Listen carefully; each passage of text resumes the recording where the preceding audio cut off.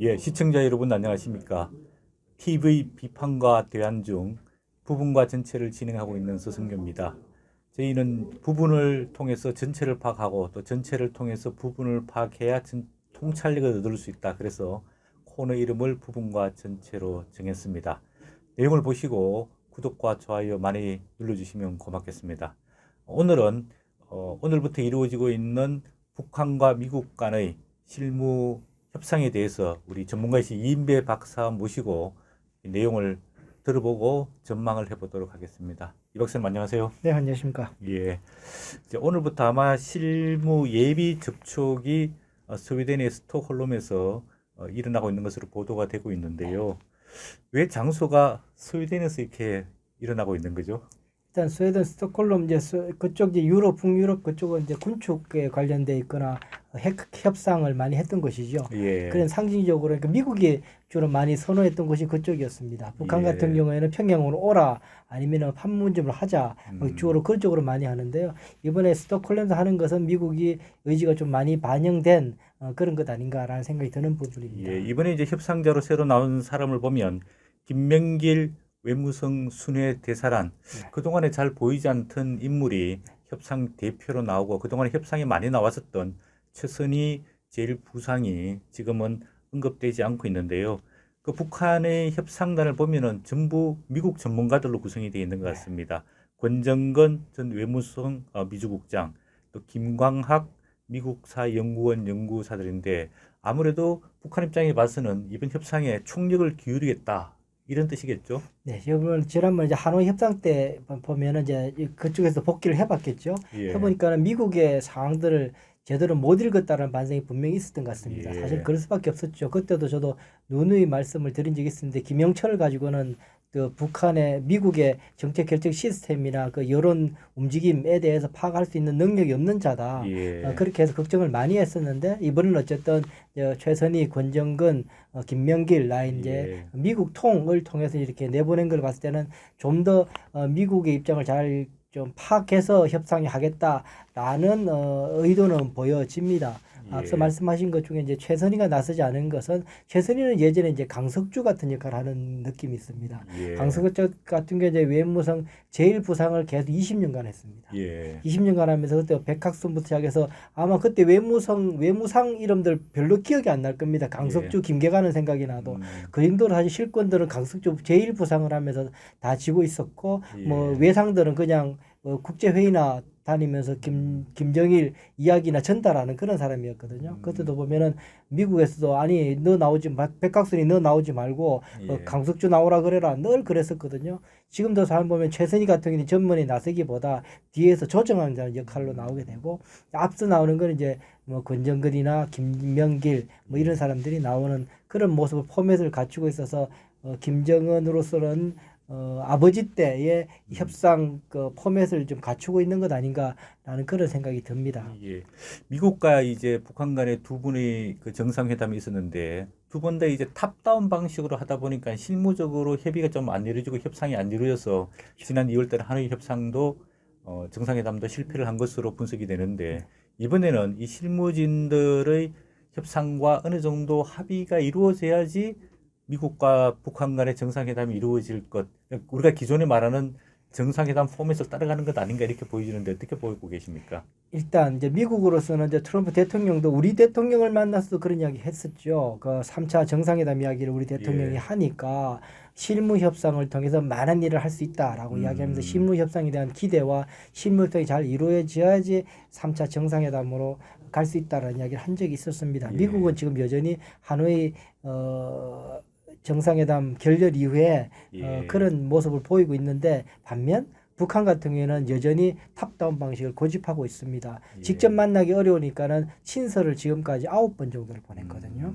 9번 정도 친서를 통해서라도 계속 이 정상회담은 간접적인 탑다운 방식인 거죠. 친서라는 예. 것이 봉인한 걸 갖다 주고 트럼프 봐주고 트럼프한테 받아오고 하는 형식이니까 그렇게 계속 하고 있다라는 게 첫 번째고 두 번째 그렇다면 이번에 그 스톡홀름에서 예배회담, 실무회담을 하는 게 좀 달라질 건가?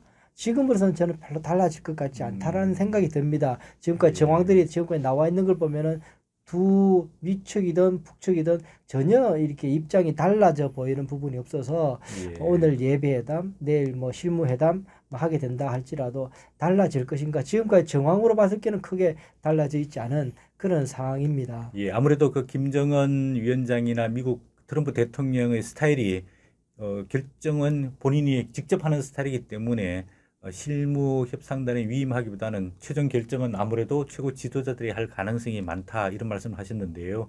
최근에 북한이 잠수함에서 미사일을 발사했지 않습니까? 네. SLBM이라고 불려지고 네. 있는데 이렇게 미사일에서 탄도 미사일을 발사했음에도 불구하고 미국 트럼프 대통령이 북한과 대화를 할 것이다.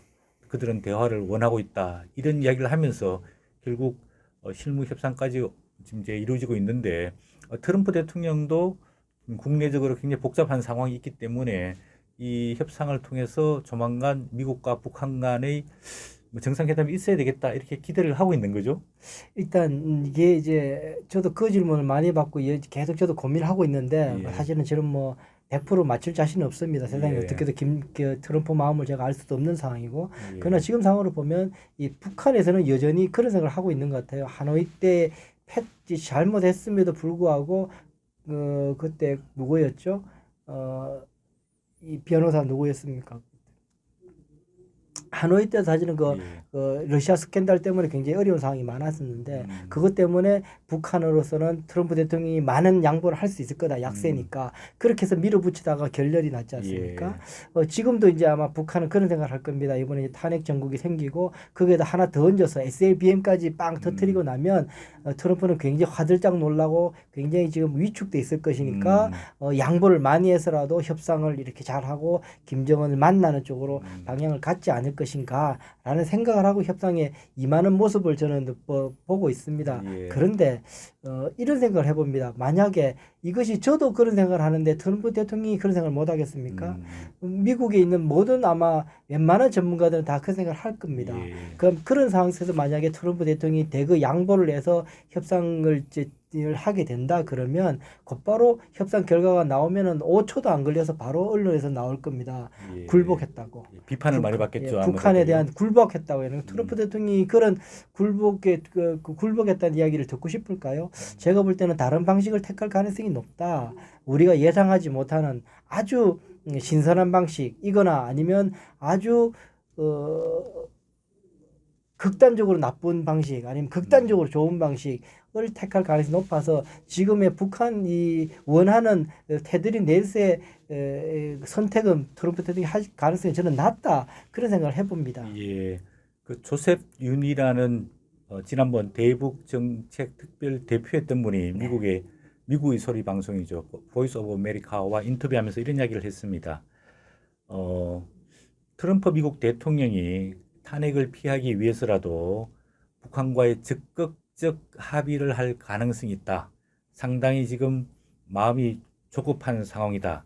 이렇게 되게 되면은 상당히 한반도 안보가 우려된다. 그리고 사실상 북한은 비핵화할 준비가 돼 있지 않는데 미국이 합의를 해주면은 북한이 핵무기를 가지게 될 가능성이 많고 이 문제는 지금 북한과 미국 간에 해결될 게 아니고 미국과 북한뿐 아니라 관련국인 대한민국과 중국도 참여해야 된다 이런 여러 가지 이야기들을 했거든요.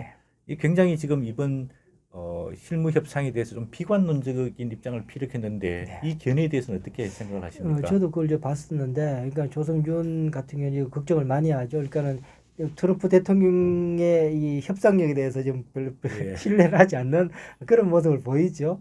저도 뭐 사실은 뭐 그런 모습이 있습니다만, 이게 사실 이게 정무적 판단인 거죠. 사실 그러니까 정책적으로는 협상을 해서 북한이 핵 내려놓기까지 계속 협상을 하고 협상이 안 되면 이게 더 이상 진전 안 하고 하는 게 맞죠. 근데 이게 정치적 상황을 고려하게 되면 어떻게 이것이 진화되고 변형될지를 몰라서 보니까 여러 가지 추측을 하게 되는데 제가 볼 때는 여전히 조셉 윤도 너무 북한 이슈들을 본인이 많이 다뤄서 그렇지만 북한 이슈들을 미국 사회에서 이 정도 크게 보겠느냐. 예. 제가 볼 때는 누누이 말씀드리지만 트럼프 대통령이 기자들과 인터뷰를 하게 되면 30분, 35분 하게 되는데 그중에서 북한 관련 이슈 이야기 나오는 거 우리 언론에 나오는 그게 다예요. 한 3분 정도. 예. 한 패러그래프, 두 패러그래프 그게 다 정도거든요. 제가 이 말씀을 드리는 이유는 미국 국민들이 갖는 이 북한에 대한 관심도가 저는 그 정도라고 저는 보는 거죠. 예. 근데 그것을 만약에 이용해서 지금 탄핵 정부를 뒤엎는다? 제가 볼 때는 조금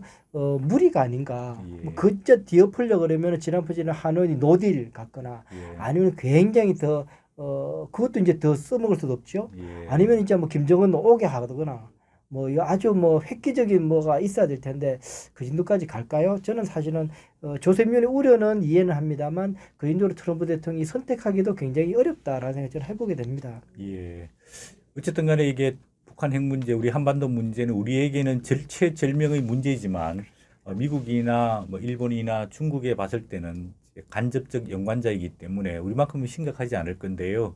사실상 우리는 굉장히 우리 다급한 문제이지 않습니까? 그렇죠. 이런 중차대한 시기에 또 청와대 국가안보실 2차장인 김현종 차장과 외교부 간의 갈등설이 나오고 있습니다.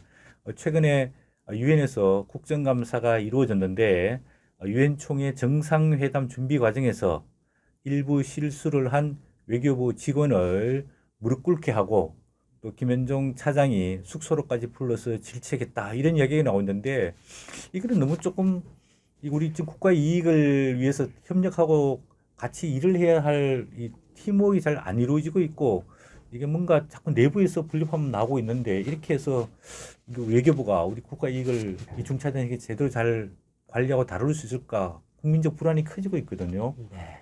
저도 좀 걱정이 많습니다. 사실은 김현정 차장이라는 분이 좀 성격이 좀 이렇게 급하기도 하고 다혈질인 예. 거는 많이 알려진 바입니다. 처음에 미국에서 온 지 얼마 안 돼가지고 한국말이 굉장히 서툴었을 때도 예. 이게 막 화는 나는데 한국말이 잘 안 돼가지고 책상만 콱콱콱콱 치면서 막 뭐 영어로 이야기할 정도로 그렇게 거칠었다는 이야기도 있었고 그랬었는데 아직 여전히 그런 이제 품성이 남아 있는 것 아닌가라는 생각이 들고 이번 같은 경우는 그랬다는 거죠. 한국과 폴란드 간의 정상회담이 있을 때 예. 김현종 차장이 배석을 하기로 되어 있었는데 그 실무 서기관이 그거를 연락을 안 해서 배석자에 못 앉았다라는 거죠. 그것 때문에 네. 굉장히 화가 나가지고 이제 불러가지고 나무랬는데 그것이 뭐 자진해서 꿇어 앉은 건지 뭐 꿇어 앉혔는지 그거는 모르겠습니다. 굉장히 거칠게 다고친 건 사실인 것 같고 그렇게 되면 사실은 이 관료들이 움직이지 않게 되죠. 관료들이 움직이지 않게 되면 부마령에 대해서 김현종 차장도 일하기가 본인은 손발 아무것도 없거든요. 예. 본인의 아이디어와 전략을 가지고 움직여야 될 텐데 그것들이 굉장히 어려워질 겁니다. 그러면은 계속 이게 악순환이 되어서 어려워질 것 같은데 아마 김현종 차장이 조금 새로운 스타일의 리더십을 발휘해야 되지 않을까 생각이 우리 듭니다. 이인배 박사께서도 이제 청와대 오래 근무하시면서 외교안보 문제를 많이 다루셨는데 네. 보통 이제 대통령이 해외 정상회담이나 순방을 가게 되면은 청와대에서 물론 전체 이제 컨트롤 타워를 맡지만은 외교부와 사실은 뭐 순방 그 직원들이 얼마 몇 사람 되지 않지 않습니까? 그럼요. 그럼 네. 이제 정상회담 하기 전에는 그 팀들이 모여가지고 자리 배치라든지 참석자라든지 대통령 메시지라든지 그 다음에 그날 다루어야 할 과제라든지 이런 것들을 내부적으로 조율하고 또 상대 국가도 조율하고 그렇게 팀워크로 일하지 않습니까? 그렇습니다. 그 손발은 이제 외교부하고 공간에서 다 하는 거거든요. 예. 기본적인 전략과 큰 포맷만 이제 대통령 의중을 이제 외교부에다 전달하면 그것에 맞춰서 이제 어젠다를 세팅해내고 어려운 것들은 빼기도 하고 넣기도 하고 하면서 이렇게 조율을 해내죠. 그러면 그 나머지 의전들이나 각국의 상황들 인사말 할 때 그 나라 고유어나 고유 지금 속담을 쓰거나 하는 것도 그날 공간에서 들어와서 쓰거든요. 사실은 예. 뭐 그런 것들까지 하나하나 공간과 외교부에서 그게 다 지원이 있어야지 대통령 외교가 효과적으로 국익을 관철을 시킬 수 있는 그런 장이 되는데 그렇지 못하고 손발 없이 청와대에서 그냥 열정만 가지고 아니면 그 본인의 명령 스타일만 가지고 한다 그러면은 점점 어려워질 겁니다. 그러면 시키는 것만 할게요 이렇게 되거든요. 그럼 안 시키면 안 시켜서 안 했는데요. 그래 되면은 정말 어려워집니다. 아마 예. 그렇게 되기 전에 김현정 차장이 조금 더 그야말로 케미를 좀 만들어내는데 좀 각고의 노력이 필요하지 않겠나 생각이 듭니다. 얼마 전에도 불거졌지만 지난 4월 달에도 문재인 대통령의 중앙아시아 순방 기간 동안에 강경화 외교부 장관과 김현종 차장이 호텔 로비에서 그것도 영어로 욕설까지 하면서 싸웠다는 보도가 있고 외교부 장관이 그거를 간접적으로 시인했던 이런 사고가 터졌는데 우리가 쉽게 말해서 이런 속담 있지 않습니까? 안에서 새는 바가지 바깥에도 샌다 이런 말이 있는데 정말 이 한반도를 둘러싼 중체대한 외교 안보 대전환기에 서로 협력해도 지혜를 짜내도 지금 어려울 판인데 좀 다툼을 좀 뒤로 하고 협력하면서 국가를 위해서 일하기 주기를 바라고요. 마지막으로 지금 이제 북미 간의 실무 협상이 이루어지고 있는데 쟁점들 그럼 쟁점들에 대해서 어떻게 대화가 이루어지고 합의가 이루어질지 아니면 안 이루어질지 꼭 쟁점들에 대해서 몇 가지만 좀 전망을 해주시면 고맙겠습니다. 네. 일단 보게 되면은 이 미국에서 요구하는 거는 영변 핵시설 플러스 알파를 내놓으라는 예. 하노이 이후의 입장을 하나도 변경시키지 않고 있습니다. 그게 가장 중요합니다. 북한 같은 경우에는 영변 핵시설이 다다 이거 더 이상 내놓을 것이 없다라는 점이 있는데 거기에 대해서 하나도 변하지 않고 있어서 예. 일단 미국이 요구하는 핵 포기에 대한 그 양이 서로가 다르다는 게 첫 번째, 그게 어떻게 조율될 것인가가 첫 번째고, 두 번째로는 이제 북한이 받아야 될 것, 요구하는 것이 무엇일까인 건데 과연 영변만 내놓고 지난번처럼 모든 그 유엔 제재를 다 해제해 달라고 또 나올 것인지 아니면 그 부분적인 해제 영변만 내놓는 것.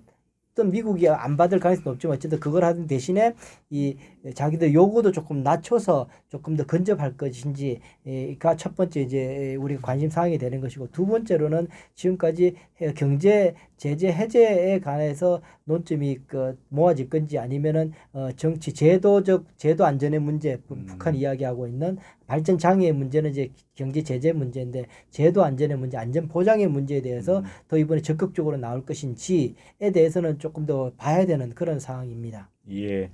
그 김명길 북한 측 외무성 순회대사가 미국이 새로운 셈법을 제시하는 신호가 있다 이러면서 협상에 임하게 됐거든요. 아무래도 미국 입장에 봤을 때는 아까 이 박사께서 말씀하신 대로 북한 핵무기와 제재를 어느 정도 이제 맞바꾸게 하는 문제, 그다음 이제 체제 안전 보장 문제 이런 것들이 중요한 이슈로 될 것 같은데 협상이 잘 진행되기를 바라고, 또 우리 외교부와 청와대는 온갖 능력을 다 발휘해서 이 협상 과정을 잘 파악하면서 우리 국가 안보와 우리 외교적인 이익을 추구했으면 좋겠다는 바람입니다. 오늘 이인배 박사 고맙습니다. 네, 고맙습니다.